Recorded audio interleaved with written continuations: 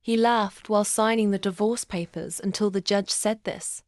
"She's nothing without me," he'd bragged.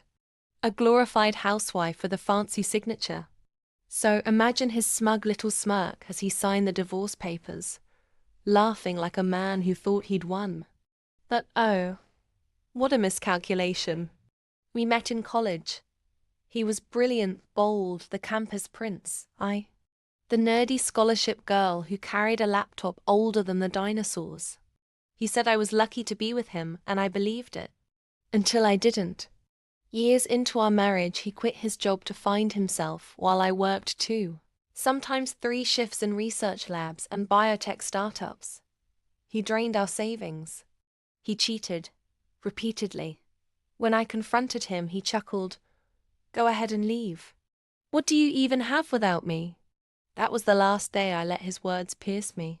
While he partied, I patented. While he traveled, I toiled. I launched a microbio startup quietly. Then a second one covertly.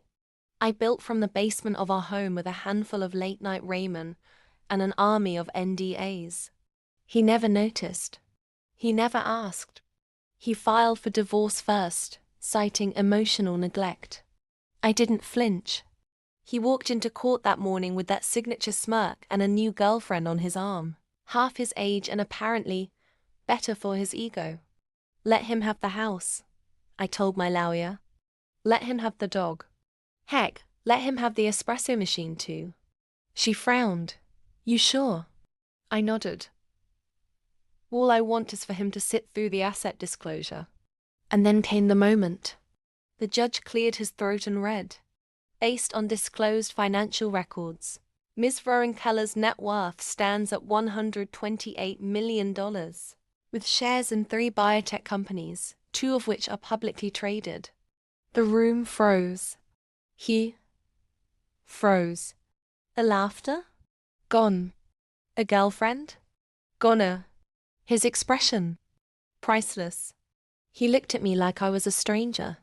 A very rich stranger. You were poor, he whispered. I leaned forward. No, I was building. Here's the kicker. He tried to contest the divorce. Claimed I hid assets. But remember those NDAs? Those airtight contracts? That paper trail signed with his approval while I quietly built empires in his ignorance. My defense was bulletproof. He left with a toaster and a shattered ego. I left with peace and 128 million reasons to never look back. Shocking part? That first company I started. It was inspired by a comment he made. You couldn't run a lemonade stand, let alone a business. So I named it Lemonade Biotech. Guess who owns 100%? Me. If you enjoyed that twisty tale of sweet revenge and silent success, hit that subscribe button and turn on your notifications. Because trust me, we've got stories that make karma look like a slowpoke.